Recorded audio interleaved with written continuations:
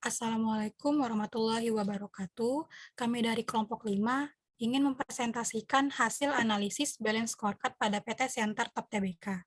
Dengan saya Feby Ardesti dan 3 teman saya Dita Eka Nur Sakina, Ika Nuraini, dan Maharani Safma. Untuk yang pertama, sejarah perusahaan. PT Siantar Top Tbk didirikan oleh Sindo Sumidomo yang dilahirkan pada tahun 1953 di Pematang Siantar, Sumatera Utara. PT Siantar Top Tbk didirikan pertama kali pada tahun 1972.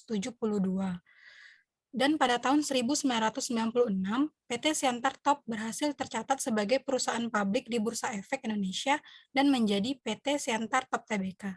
Saat ini, PT Siantar Top terus berkembang dan memperkuat posisinya sebagai perusahaan garda terdepan yang bergerak di bidang manufakturing makanan ringan. Selanjutnya akan dijelaskan oleh Ika Nuraini. Adapun visi dan misi perusahaan. Visinya menjadi perusahaan terkemuka yang terus tumbuh dan berkembang demi kepuasan bersama. Untuk misinya yang pertama, menjadi perusahaan pelopor produk-produk dengan tes spesialis. Yang kedua, menyediakan produk yang kompetitif harganya, terjamin mutu, halal, dan legalitasnya. Dan yang ketiga, memberikan kontribusi bagi kesejahteraan bersama, yaitu stakeholder, karyawan, dan masyarakat.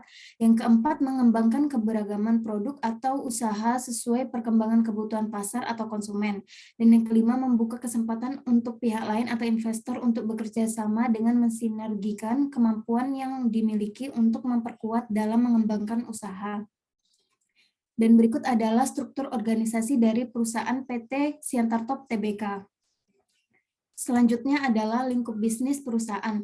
Adapun lingkup bisnis PT Siantar Top Tbk yang bergerak dalam bidang manufakturing makanan ringan seperti cemilan, biskuit dan wafer, mie cemilan, mie instan, kopi, bihun, kembang gula. Selain itu, PT Siantar Top Tbk atau dengan nama sahamnya STTP juga menjalankan usaha percetakan melalui anak usaha yaitu PT Siantar Megah Jaya.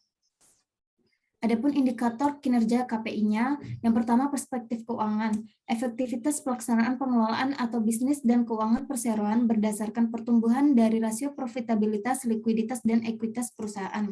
Yang kedua ada perspektif pelanggan, yang pertama mencapai dan meningkatkan penjualan dan keuntungan perseroan, yang kedua efisiensi tingkat retensi dan kepuasan pelanggan perseroan, yang ketiga efektivitas perencanaan dan pengelolaan produk perusahaan.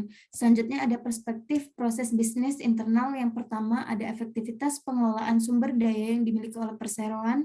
Yang kedua efisiensi kualitas proses produksi.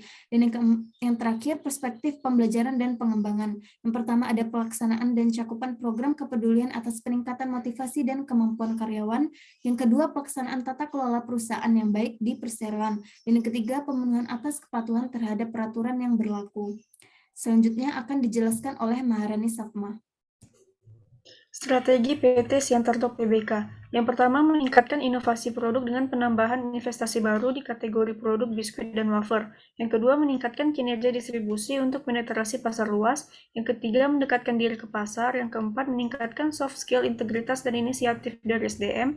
Yang kelima, menggunakan teknologi R&D dan teknologi mesin dari Jepang dan Korea. Evaluasi indikator kinerja. Yang pertama, perspektif keuangan. Dari data tersebut terlihat bahwa laba bersih atas modal atau ekuitas pada tahun 2021 mengalami penurunan, sehingga perusahaan kurang mampu memuaskan pelaku kepentingan saham. Yang kedua, perspektif pelanggan. Berdasarkan data penjualan bersih, PT Siantar Top Tbk mengalami kenaikan pada tahun 2021. Hal ini membuktikan PT Siantar Top Tbk berhasil memperluas pangsa pasar dalam lingkup konsumen, terutama dalam lingkup masyarakat. PT Siantar Top Tbk juga menyediakan sarana pengaduan konsumen karena menyadari betapa pentingnya tingkat kepuasan pelanggan dan dalam rangka memberikan pelayanan terbaik kepada konsumen dengan selalu mencantumkan alamat dan hotline pengaduan konsumen di setiap kemasan produk yang dijual.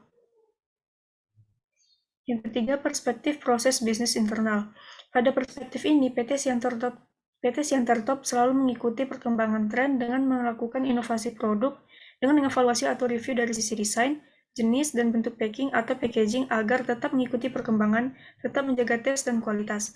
Dalam rangka meningkatkan penjualan, PT Siantar Top juga memperluas jaringan distribusi melalui multi-distributor nasional. Yang keempat, perspektif pembelajaran dan perkembangan.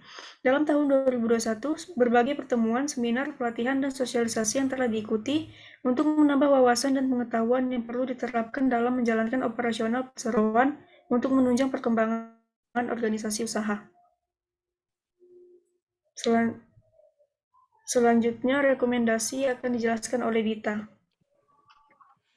Rekomendasi indikator kinerja baru. Dalam perspektif keuangan, kami merekomendasikan agar dapat meningkatkan laba dengan lebih mengontrol pengeluaran atas beban penjualan atau dengan cara meningkatkan modal perusahaan dikarenakan naiknya harga barang baku, sumber energi, beban promosi, dan iklan akibat dampak dari COVID-19 dan inflasi, serta meminimalisir aktivitas yang dapat menambah beban pajak.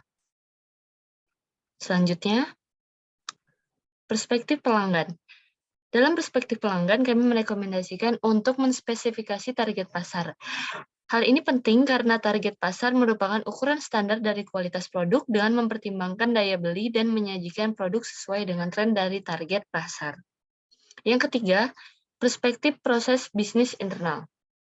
Dikarenakan tingginya tingkat pesaing pada produk makanan ringan, maka kami merekomendasikan untuk lebih meningkatkan inovasi terhadap jenis makanan dari produk untuk meningkatkan value produk dan mencapai keunggulan dari pesaing. Lalu perspektif pembelajaran dan pengembangan, perusahaan perlu mengidentifikasi kesenjangan keterampilan dari karyawan agar pembelajaran yang diberikan sesuai dengan kebutuhan karyawan atau job desk. Selanjutnya, peta strategi baru. Dari sisi perspektif finansial, perusahaan PT Siantar Top berusaha untuk meningkatkan pendapatan, meningkatkan nilai saham, dan meningkatkan efisiensi biaya. Pada perspektif customer, PT Siantar Top berusaha untuk meningkatkan market share, lalu meningkatkan brand dari produk tersebut, dan meningkatkan tingkat kepuasan pelanggan. Lalu pada proses internal bisnis, PT Siantar Top berusaha untuk meningkatkan komunikasi marketing, meningkatkan penelitian pasar, meningkatkan kualitas produk, membangun distribusi channel yang baru, membangun pelayanan yang luar biasa untuk customer, memperoleh efisiensi, dan menambah produktivitas mesin. Dari sisi perspektif learning and growth atau pembelajaran, PT Siantar Top berusaha untuk meningkatkan kompetensi karyawan, lalu mengimplementasikan kinerja manajemen, lalu membangun budaya perusahaan dan mengoptimalisasi teknologi informasi. Selanjutnya,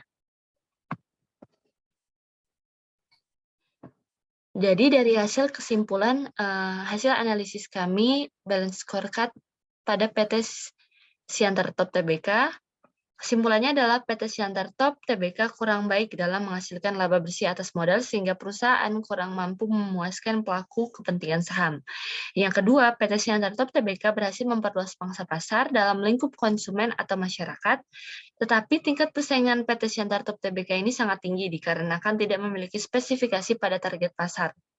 Lalu yang ketiga, PT Siantar Top Tbk terus melakukan inovasi pada produk dengan tetap mempertahankan grid quality, serta memperluas jaringan distribusi dari yang nasional hingga internasional. Lalu PT Siantar Top Tbk mengikut sertakan karyawan pada berbagai kegiatan yang dapat menambah wawasan dan pengetahuan yang perlu diterapkan dalam menjalankan operasional perseroan. Setelah menganalisis balance scorecard pada PT Siantar Top Tbk, saran dari kami adalah yang pertama, strength, menjadi salah satu produsen nomor 1 untuk perusahaan makanan ringan di Indonesia. Yang kedua, PT Siantar Top Tbk salah satu perusahaan bagian dari dunia korporasi Indonesia yang memanfaatkan keberadaan jumlah masyarakat Indonesia yang besar. Selanjutnya, weakness. Yang pertama, target pasar tidak memiliki spesifikasi yang mungkin dapat menimbulkan pesaing dengan mudah. Yang kedua, kurangnya inovasi terhadap jenis produk makanan ringan tersebut. Selanjutnya, opportunities. Yang pertama dianggap sebagai perusahaan yang memiliki keterlibatan dalam penanggulangan kemiskinan karena modal sumber daya dan jaringan yang dimilikinya. Dan yang kedua, mampu mendongkrak pasar penjualan ekspor. Dan yang terakhir, TRIDS, yang pertama kurangnya promosi, dan yang kedua keterbatasan sumber bahan baku serta adanya pemberlakuan PPKM sehingga mobilitas transportasi memerlukan waktu dan pemenuhan persyaratan yang lebih teliti. Sekian hasil dari kelompok kami. Kami memohon maaf apabila terdapat salah kata. Wassalamualaikum warahmatullahi wabarakatuh.